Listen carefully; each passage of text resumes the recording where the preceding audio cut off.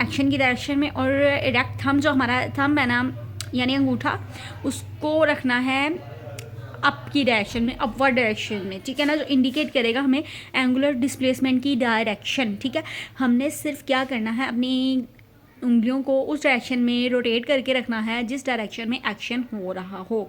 ठीक है, तो और उस वजह से, और उसके बाद हमने क्या करना है, अपने आप सारा काम हो जाएगा। आपको डायरेक्शन एंगुलर डिस्प्लेसमेंट की इजीली मालूम हो जाएगी कि जब हम थंब ऊपर जिस डायरेक्शन में थंब आएगा ना हमारा हमारी फिंगर्स की मदद से, तो वो क्या कहलाएगा, एक्शन ऑफ डायरेक्शन किसकी, एंगुलर डिस्प्लेसमेंट की।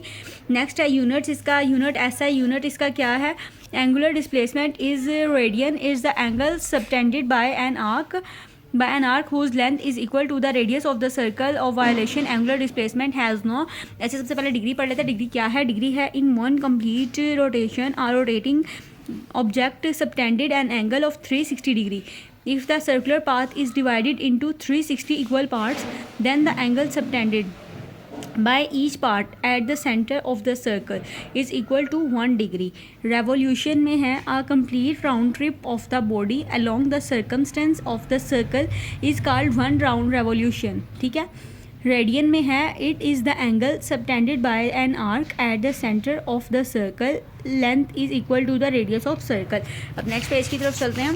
ठीक है, इसमें है कि relation between the linear displacement angular displacement, suppose S is the length of the circle of radius R which makes an angle at the center of the circle, then in terms of radian it can be expressed as theta is equal to length of arc radius of circle radian, and theta is equal to s over r हो जाएगा। ठीक है, radian के,